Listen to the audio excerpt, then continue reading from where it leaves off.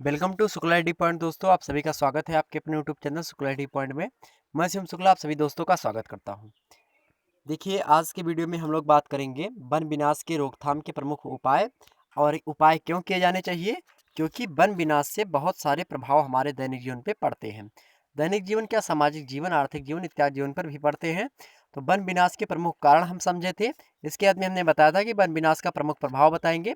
इसी वीडियो के अंतर्गत वन विनाश के प्रमुख प्रभाव हैं उनका वर्णन हम कर देंगे आपके समक्ष कि क्यों आखिरकार वन विनाश के क्या क्या प्रभाव पड़ते हैं, क्यों रोकथाम करना जरूरी है। पहले बात करते हैं रोकथाम के किस प्रकार से उपाय, या फिर पहले बता दें, पहले हम बना देते हैं वन विनाश के प्रमुख प्रभाव क्या क्या पड़ते हैं। तो प्रभाव दोस्तों वन विनाश के ये पड़ते हैं, और इससे पहले ही बता देना चाहता हूँ कि बीए तृतीय वर्ष 2020-21 मतलब 20 के लिए इस परीक्षा के लिए इम्पोर्टेंट है, और जो आएगी परीक्षा उसके लिए बड़ा ही महत्वपूर्ण है ये लेक्चर। भूगोल द्वितीय प्रश्न पत्र है, पेपर सेकंड है, यानी इन्वायरमेंटल स्टडीज पर्यावरणीय अध्ययन, वन विनाश के रोकथाम के प्रमुख उपाय, और इसके अंतर्गत आप प्रमुख प्रभावों का भी संक्षेप में वर्णन देखेंगे मेरे द्वारा। ठीक। वन जो होता है प्रकृति का सबसे महत्वपूर्ण कारक होता है, तथा प्राकृतिक जो संतुलन है उसको बनाए रखने हेतु वन का जो है बड़ा ही महत्वपूर्ण योगदान होता है। अन्य कारकों की अपेक्षा जो अन्य कारक होते हैं जो है उसकी अपेक्षा वन जो होते हैं पर्यावरण को संतुलित करने के लिए वो वन जो होते हैं बड़े महत्वपूर्ण कारक होते हैं। वनों का विनाश जो होता है उसके दुष्परिणाम बहुत प्रकार के होते हैं। अब हमारे देश में वन विनाश द्वारा जो निम्नलिखित पारिस्थितिक तंत्र पर जो प्रभाव पड़ रहे हैं वो मैं आपको बता देने जा रहा हूँ, उसको ध्यान से सुनिएगा। पर्यावरण असंतुलन हो जाता है। पर्यावरण असंतुलन किस प्रकार से होता है? पहला तो प्रकाश संश्लेषण द्वारा होता है, और दूसरा होता है फोटो डिसोसिएशन के द्वारा। अब प्रकाश संश्लेषण की क्रिया होती है, आपने पढ़ा होगा, जो कक्षा 6 या 7 में पढ़ा होगा। जो प्रकाश संश्लेषण की क्रिया होती है वो पौधों के द्वारा की जाती है। ठीक। तो पौधों के द्वारा क्या की जाती है? वो प्रकाश संश्लेषण की क्रिया की जाती है, जिससे ऑक्सीजन उत्सर्जित करते हैं पौधे, मतलब उत्सर्जित क्या मतलब हाँ वही उत्सर्जित ही करते हैं। ठीक। तो जिससे क्या होता है, और हम लोग उसको अवशोषित करते हैं ऑक्सीजन। ऑक्सीजन हम लोग अंदर देते हैं, कार्बन डाइऑक्साइड छोड़ते हैं, और वो कार्बन डाइऑक्साइड पौधे लेते हैं और ऑक्सीजन छोड़ते हैं। तो इस बात को ध्यान रखिएगा, इसके लिए बड़ी ही महत्वपूर्ण है। तो ये प्रभाव हम पर्यावरण का असंतुलन होगा। ठीक।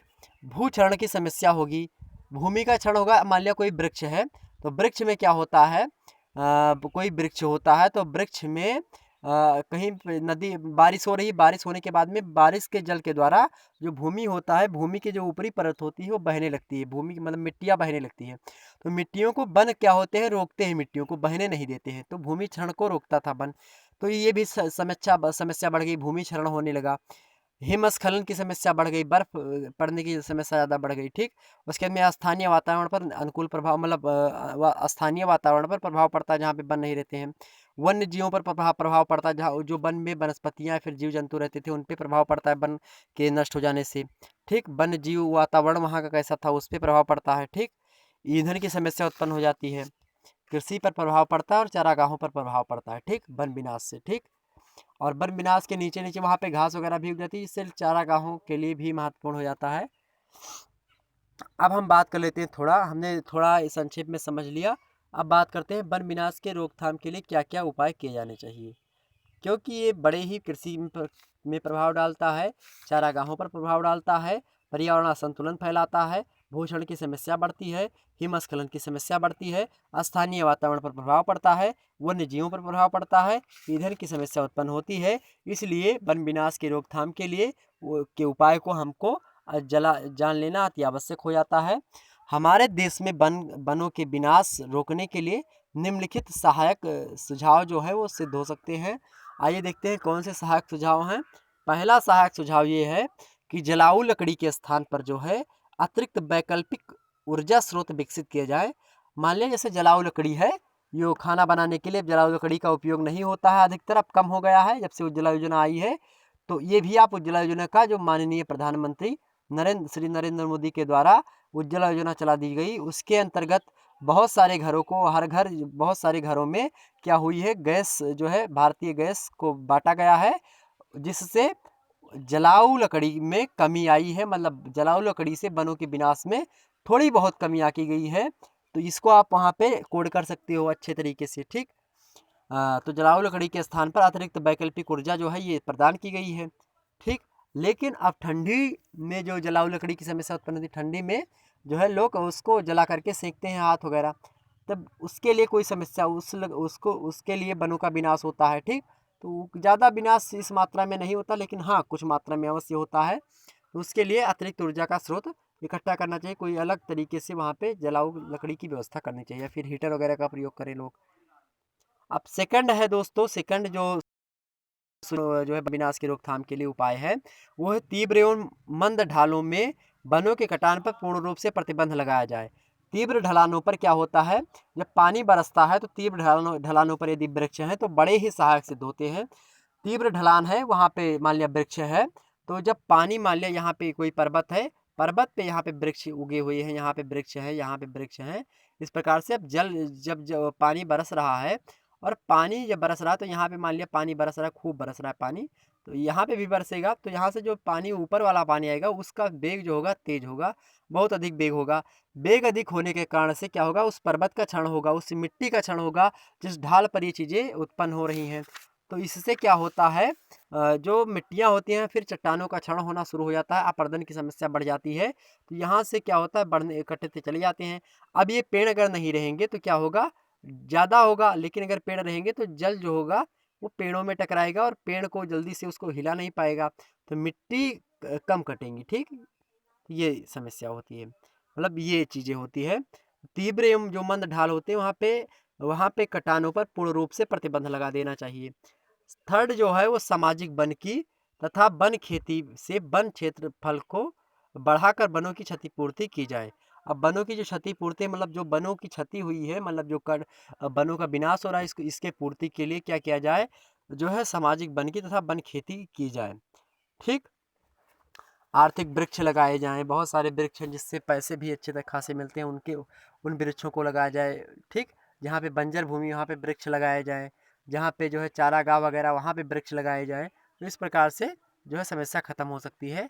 चौथा जो है कारण ये है, चौथा उपाय ये है कि चारागाह क्षेत्रों को विनाश से बचाया जाए। जो चारागाह क्षेत्र है उसको विनाश से बचाया जाए। चारागाहों के संरक्षण एवं विकास से पशुओं द्वारा वनों की बर्बादी कम होगी। जो चारागाह क्षेत्र है वहाँ पे भी पेड़ पौधे लगा देंगे, और कुछ जैसे मान लिया वहाँ पे कोई दूब वगैरह फिर बरसीन वगैरह वहाँ पे लगा देंगे। जो चारागाह है वहाँ पे कुछ ऐसी जो है बीज फेंक दीजिए जहाँ से पशुओं के लिए चारा वहाँ से उत्पन्न हो जाए, तो वहाँ पे लोग चराएंगे, वन को नहीं जाएंगे, क्योंकि चारागाहों की कमी है इंडिया में। इससे जो चारागाहों पे तो लोग वन को जाते हैं चराने, अब वहीं पे पेड़ पौधे और अच्छे तरीके से वनस्पतियाँ उगाएंगी, चारागाहों में अच्छे तरीके से जो है उसकी देख रेख हो जाएगी, तो लोग अलग चराने नहीं जाएंगे गाय भैंस, वहीं पे चराएंगे। ठीक है, फिर भेड़ वगैरह है, तो ये सारी चीज़ें हैं। पांचवी चीज़ें ये है दोस्तों, पांचवा जो उपाय ये है, पांचवा उपाय ये है कि वन्य जीवों के संरक्षण एवं विकास के लिए अभ्यारण्य स्थापित किए जाएं।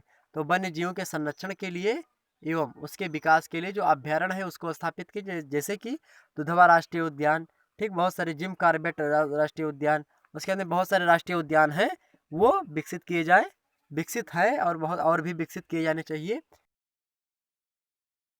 वो आरक्षित क्षेत्र हो जाता है। मान लिया कहीं पे जो है नेशनल पार्क है या फिर कहीं पे जिम कॉर्बेट है, तो उससे कुछ एरिया में क्या होता है, वहाँ पे वन काटने से रोक लगा दिया जाता है। तो इसलिए जब ये चीज़ें कर दी जाएगी, वन जीव संरक्षण वो क्षेत्र घोषित हो जाएगा, तो वहाँ पे वन नहीं कटेंगे, वहाँ पे वो जो सरकारी रूप से प्रतिबंध लगा दिया जाएगा कि वहाँ पे वहाँ के वन को नहीं काटा जाएगा। ठीक, तो इसलिए ये चीज़ें करनी आवश्यक है। अगला आप कर सकते हैं छठवां, कृषि भूमि के विस्तार के लिए वनों के विनाश पर कठोर प्रतिबंध लगाए जाए। कृषि करने के लिए वन को काटना अनिवार्य ना समझा जाए। कृषि क्षेत्र को बढ़ाना है तो अन्य स्थानों पर बढ़ाएं, लेकिन वन को काट करके कृषि करनी है तो वो चीज़ें ना करें। सातवां चीज़ें ये कर सकते हैं आप उपाय के रूप में कि वनों पर आधारित उद्योग धंधे के कच्चे मालों के लिए सामाजिक वनिकी की योजनाएं प्रारंभ की जाए। तो वनों पर आधारित जो उद्योग धंधे हैं उनके कच्चे मालों के लिए सामाजिक वनिकी की योजनाएं प्रारंभ की जाए। सामाजिक वनिकी की जो योजनाएं हैं उनको प्रारंभ की जाए, ना कि वनों को काटा जाए। ठीक, आठवीं जो इम्पोर्टेंट चीज़ें ये है वो निकल करके आती है कि जिन योजनाओं से वनों के अत्यधिक क्षेत्रफल का विनाश हो रहा है उसके निर्माण पर कम महत्व दिया जाए। ठीक, ये चीज़ें हैं कि जिन योजनाओं से वनों का अत्यधिक क्षेत्रफल विनाश हो रहा है, वो योजनाएँ ही ना करी जाएँ, उन योजनाओं को निष्फल कर दिया जाए, उसको रोक लगा दी जाए, वो योजनाएँ ना ही बने तो ज़्यादा बेटर होगा। ठीक, ये थे वनों के जो है विनाश के रोकथाम के प्रमुख उपाय, जो कि आपके एग्ज़ाम हॉल में पूछे जाएँगे और आप अच्छे तरीके का मिलेंगे दोस्तों नई वीडियो में। तब तक के लिए जय हिंद, जय भारत।